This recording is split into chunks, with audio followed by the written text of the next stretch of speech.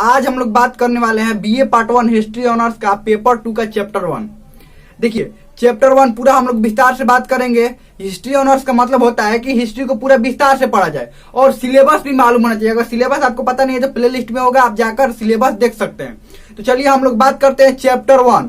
Chapter 1 में देखिए क्या पढ़ना है हमें। बीए पार्ट 1 हिस्ट्री ऑनर्स का पेपर 2 का ये है चैप्टर 1। चैप्टर 1 में चैप्टर हमारा 1 का अध्याय 1 है रोमन साम्राज्य का पतन। ये बहुत मोस्ट इंपोर्टेंट क्वेश्चन भी आता है कि रोमन साम्राज्य का पतन क्या हुआ, उसका कारण क्या था और उसका परिणाम क्या क्या हुआ, क्या क्या रोमन साम्राज्य के पतन का कारण था। तो ये हम लोग पढ़ेंगे इसको विस्तार से। तो समझते हैं पहले रोमन साम्राज्य क्या है। देखिए रोम जो नगर है, रोम जो अभी वर्तमान में इटली की राजधानी रोम है। तो जो रोम नगर में जो साम्राज्य की उत्पत्ति हुई, उसको रोमन साम्राज्य कहते हैं। तो वही हम लोग को पढ़ना है कि रोमन साम्राज्य का पतन कैसे हुआ। तो पहले हम लोग पढ़ेंगे कि इसकी उत्पत्ति कैसे हुई, इन लोगों की उत्पत्ति कैसे हुई, तब उसके बाद हम लोग पढ़ेंगे इसका पतन कैसे हुआ। तो समझते हैं पहले बात। ये रोम जो नगर है, ये पहले देख लेते हैं रोम नगर है कहाँ। ये छोटा सा नगर से बहुत बड़ा साम्राज्य बना। समझिए एक बात, कोई भी पहले छोटा चीज होता है उसके बाद बड़ा बनता है। ये नहीं कि एक बार बड़ा नहीं हो जाता है। ये साम्राज्य जो था ये एक नगर के रूप में पहले था, एक छोटा सा नगर था, एक छोटा सा ऐसा नगर था। ये नगर से साम्राज्य हुआ, चारों तरफ ये लोग ये चारों तरफ फैल गया। कैसे फैला उसको पूरा विस्तार से हम लोग बात करेंगे। ये रोम नगर कहाँ है? तो रोम नगर है टाइबर नदी के किनारे है। टाइबर नदी के किनारे है। टाइबर नदी के किनारे है। देखिए टाइबर नदी के क्या है, ये किनारे है।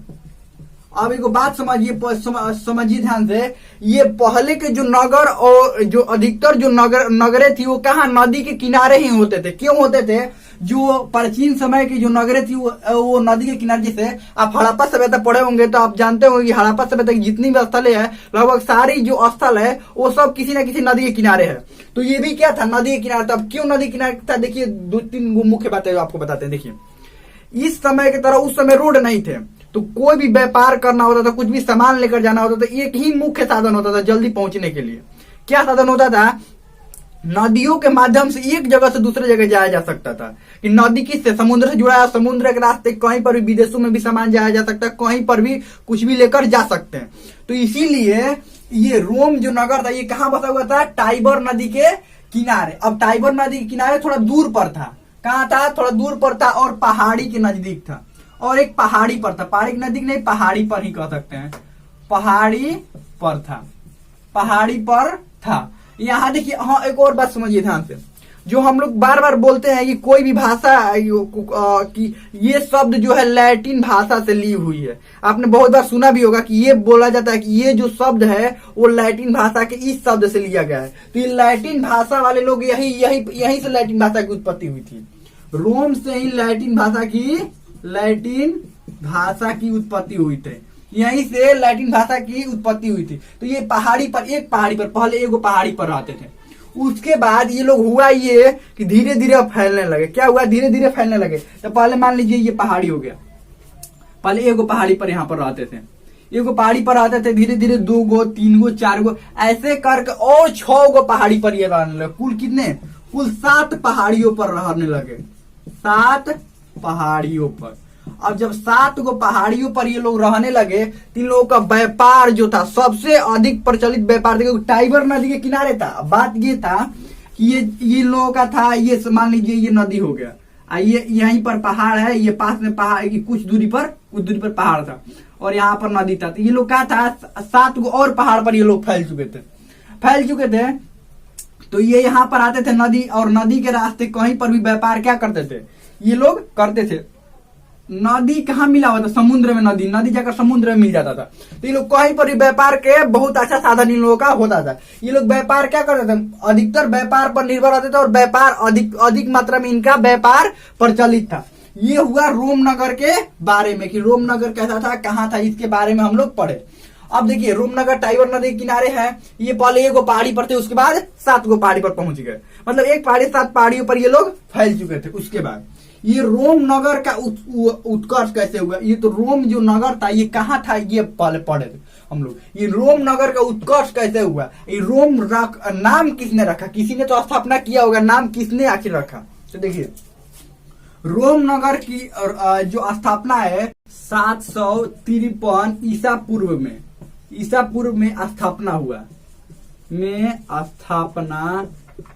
अब किसने स्थापना किया हुआ, देखिए किसने स्थापना किया, रेमुलस तथा रीमस ने इस नगर की स्थापना की। अब समझिए रेमुलस और रीमस थे कौन। रेमुलस और रीमस दोनों भाई थे। इन लोगों का एक कहानी के अनुसार ये लोग जब छोटे थे तो ये लोग पालने में दोनों भाई नदी में बहते हुए जा रहे थे। तो एक किसान अपने घर पर इन लोगों को ले गया और अपने घर पर इन लोगों को ले गया। जब वहीं पर किसान के घर पर ही ये लोग रहने लगे। जब ये लोग बड़े हुए और इन लोगों को पता चला कि ये लोग क्या हैं, ये लोग यहाँ के ये राजा के ये लोग लड़के हैं, तो क्या पहुंचे, ये रोम में पहुंचे। और यहाँ पर इनको जब लोगों को पता चला कि राजा के लड़के हैं तो राजगद्दी इनको मिल गई। और इन्होंने क्या किया, रोम जो नगर है और रोम नगर की क्या किया, इन्होंने स्थापना किया। उसके बाद इन दोनों ने जब स्थापना किया तब इन लोग रोम नगर का वृद्धि विकास बढ़ने लगा। जैसे 1 से 7 पहाड़ी पर हुए थे, व्यापार बढ़ रहा था इन लोगों का। जब इन लोगों का सपोर्ट मिला तो ये लोग व्यापार के क्षेत्र में अधिक विकास किए, क्योंकि बहुत सारे देशों से इन लोगों का व्यापार होने लगा और वृद्धि हुआ इन लोगों का व्यापार में। और वृद्धि हुआ उसके बाद और इन लोगों का वृद्धि हुआ व्यापार में। और यहाँ पर राजतंत्र, आपको पता है यहाँ पर राजतंत्र की स्थापना की, राजतंत्र की स्थापना हुआ। किसका स्थापना हुआ, राजतंत्र की स्थापना हुआ। देखिए मुख्यतः रोम में तीन तरह के शासन प्रणाली मिलती है। रोम का शासन प्रणाली, 3 तरह का शासन प्रणाली मिलता है। रोम का शासन प्रणाली, पहला राजतंत्रात्मक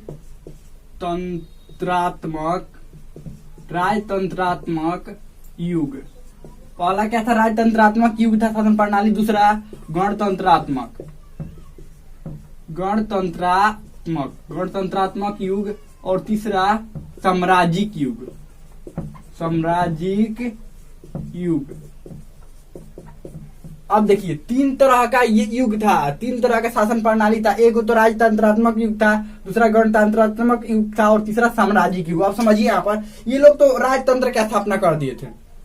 राजतंत्र की स्थापना ये लोग कर दिए थे। इन्होंने ही क्या किया था, राजतंत्र की स्थापना किए थे। पहले से भी राजतंत्र था इन लोगों में, पहले से, लेकिन अच्छा तरह से राजा जो जैसे बनते हैं ये राजतंत्र की इन्होंने स्थापना कर दी। उसके बाद जैसे इन लोगों का अब समाप्त होगा, अब इन लोगों का समाप्त होगा तब क्या होगा, ये गणतंत्र युग आएगा। तो इसको हम अगले भाग में इसको हम पढ़ेंगे। हमें लगता है कि अच्छा समझ में आ गया होगा। इसमें है क्या, रोमन साम्राज्य का पतन में ये रोम नगर कहाँ है, टाइबर नदी के किनारे है। पहाड़ी पर, एगो पहाड़ी पर था, उसके बाद 7 गो पहाड़ी पर ये लोग फैल गए।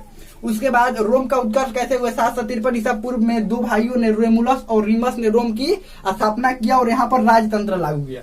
यहाँ की शासन प्रणाली राजतंत्र, फिर गणतंत्रात्मक थी, फिर साम्राज्यिक युग हो गया। तो इसको हम अगले पार्ट में इसको हम पढ़ेंगे। हमें लगता है कि आप लोगों को अच्छा तरह समझ में आ गया होगा।